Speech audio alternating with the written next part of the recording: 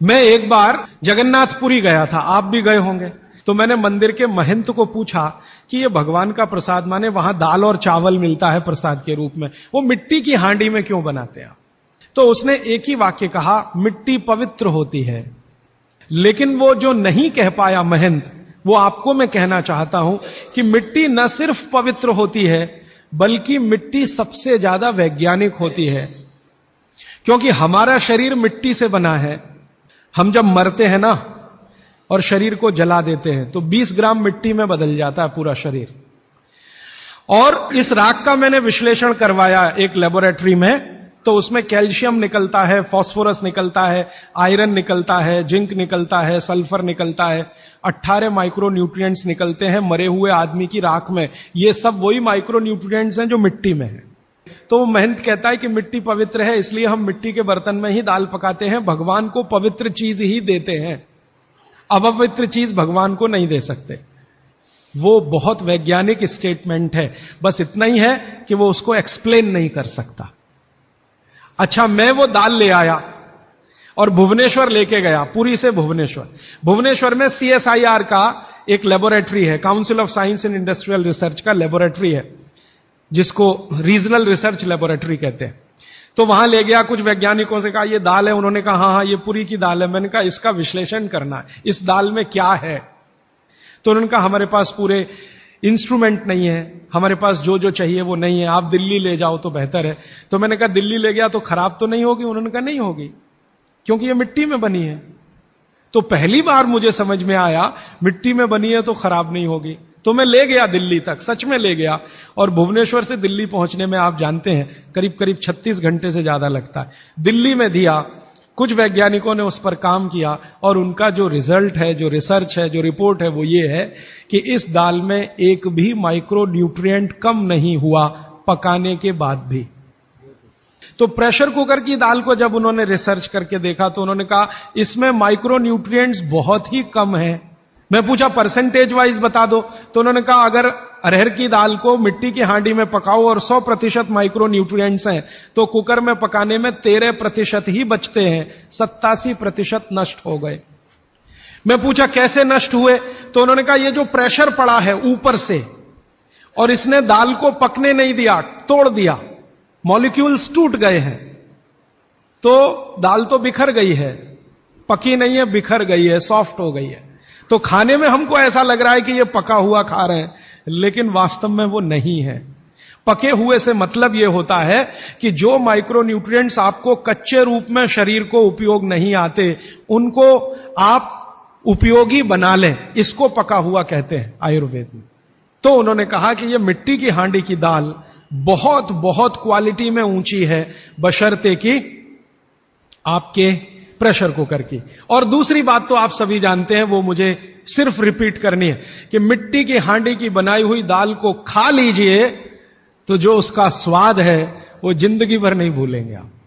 इसका मतलब क्या है, भारत में चिकित्सा का और शास्त्र पाक कला का ऐसा विज्ञान विकसित हुआ है जहां क्वालिटी भी मेंटेन रहेगी और स्वाद भी मेंटेन रहेगा। तब मैंने गांव गांव घूमता रहता हूं तो पूछना शुरू किया, तो बोलते हैं लोग कि ज्यादा नहीं 30-40 साल पहले सब घर में मिट्टी की हांडी की दाल थी। मेरी दादी को पूछा तो दादी कहती है कि हम तो जिंदगी भर मिट्टी की दाल ही खाते रहे। तब मेरे समझ में आया कि मेरी दादी को डायबिटीज क्यों नहीं हुआ, तब मुझे समझ में आया उसको घुटने का दर्द क्यों नहीं हुआ, तब मुझे समझ में आया उसके 3200 दांत मरने के दिन तक सुरक्षित थे, क्योंकि हमने उसका अंतिम संस्कार किया। अगले दिन जब राखी लेने गए तो सारे दांत उसके 32 के 32 निकले। तब मेरे समझ में आया कि 94 साल की उम्र तक मरते समय चश्मा क्यों नहीं लगा उसकी आंखों पे, और जीवन के आखिरी दिन तक अपने कपड़े खुद अपने हाथ से धोते हुए मरी थी। यह कारण है कि शरीर को आवश्यक माइक्रो न्यूट्रिएंट्स की पूर्ति अगर नियमित रूप से होती रहे तो आपका शरीर ज्यादा दिनों तक बिना किसी दूसरे की मदद के काम करता है। तो माइक्रो न्यूट्रिएंट्स पूरा सप्लाई मिला दाल में, जो खाई थी उसने मिट्टी की हांडी में पका पका के। और न सिर्फ दाल पकाती थी वो मिट्टी की हांडी में, बल्कि दूध भी मिट्टी की हांडी में पकाती थी। घी भी मिट्टी की हांडी से ही निकालती थी, दही का मट्ठा भी मिट्टी की हांडी में ही बनता था। अब मेरे समझ में आया कि हजारों साल से मिट्टी के बर्तन क्यों इस देश में आए। हम भी एल्यूमिनियम बना सकते थे।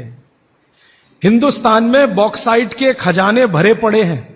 कर्नाटक बहुत बड़ा भंडार, तमिलनाडु, आंध्र प्रदेश बॉक्साइट के बड़े भंडार हैं।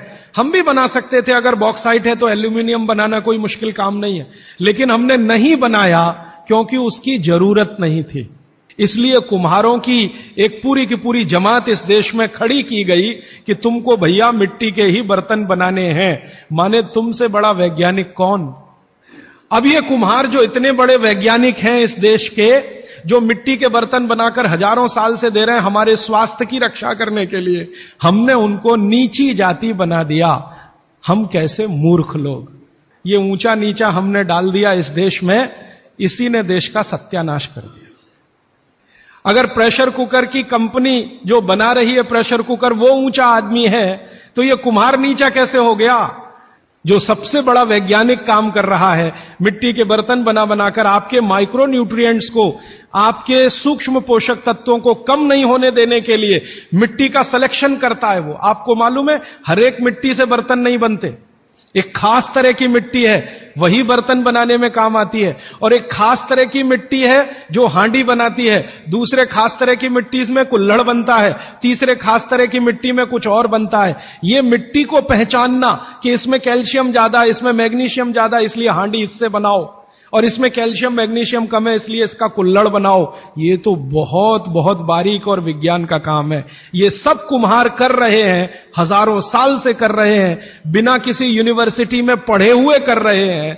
तो हमें तो वंदन करना चाहिए, उनके सामने नतमस्तक होना चाहिए। कितने महान लोग हैं। दुर्भाग्य से सरकार की कैटेगरी में वो बैकवर्ड क्लास में आते हैं।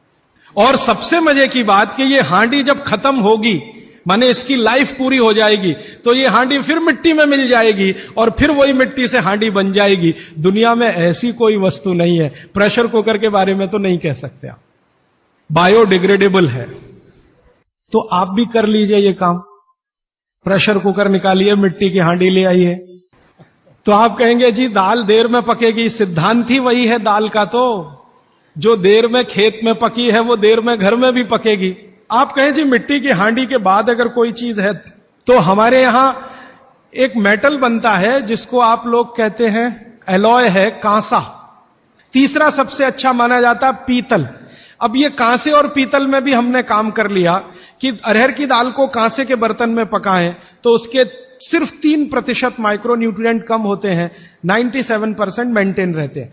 पीतल के भगोने में पकाएं तो 7% कम होते हैं, 93% बचे रहते हैं। लेकिन प्रेशर कुकर में बनाएं तो सिर्फ 7% बचते हैं, बाकी खत्म होते हैं।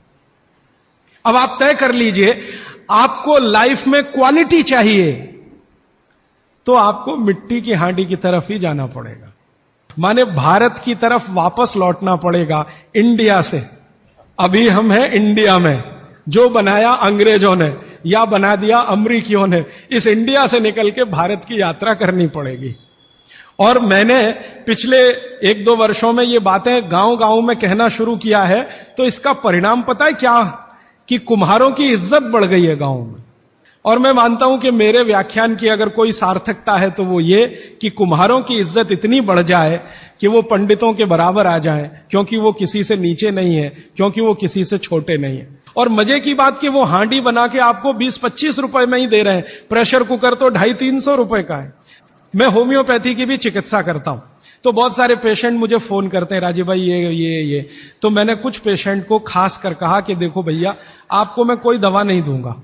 तो कहने लगे फिर बीमारी कैसे ठीक होगी। मैंने कहा एक ही काम करो, मिट्टी की दाल खाना शुरू करो, मिट्टी की हांडी में रखी हुई दाल खाना शुरू करो। चावल खाना है तो मिट्टी की हांडी का। कहने लगे राजीव भाई कौन करेगा ये सब। मैंने कहा आपकी बीवी करेगी या आप करोगे। अगर जिंदगी चाहिए तो झक मार के आप करोगे, नहीं तो अमेरिका जाओ, कनाडा जाओ, जर्मनी जाओ, लाखों रुपए खर्च करो, फिर भी झक मार के वापस आओ। तो मेरे पास कुछ डायबिटीज के क्रोनिक पेशेंट हैं, बहुत क्रोनिक, जिनका शुगर यूनिट 480 के ऊपर है। ऐसे 100 से ज्यादा पेशेंट, वो 8 से 9 महीना हो गया नियमित रूप से मिट्टी की दाल और मिट्टी का चावल, माने हांडी की दाल और हांडी का चावल, हांडी की खिचड़ी नियमित रूप से खा रहे हैं। और अब तो उन्होंने मिट्टी का तवा भी ले आया अपने घर में रोटी बनाने के लिए। बाजरे की रोटी बहुत अच्छी बनती है इस मिट्टी के तवे पे, तो रोटी भी उसी की खा रहे हैं। 8 महीने के बाद सबका शुगर टेस्ट किया है तो 480 यूनिट वाला अभी 180 यूनिट पे है, बिना किसी मेडिसिन के, बिना किसी इंजेक्शन के, बिना किसी टॉनिक के। और होम्योपैथी की कोई दवा नहीं दी मैंने उनको। कुछ लोगों को ज्यादा परेशान थे, दवा भी दो, उनको प्लेसिबो दे दिया। प्लेसिबो समझते हैं? खाली गोली, दवा नहीं डाली, तो पेशेंट को लग रहा है कि मैं दवा खा रहा हूं, दवा खा के अच्छा हो रहा हूं। मुझे मालूम है कि वो कोई दवा नहीं है, वो प्लेसिबो है, वो अच्छा हो रहा है उस मिट्टी की दाल खा के, मिट्टी का चावल खा के, मिट्टी की खिचड़ी खा के। रिजल्ट ये है। तब मैंने मान लिया कि बाघभट्ट सच में महान आदमी थे। ये एक सूत्र पूरा होता है, 8:30 का समय हो गया है। आगे कल दूसरा सूत्र, तीसरा, ऐसे कर करके जो सबसे जरूरी 15 है वो पहले बताऊंगा और उसके आगे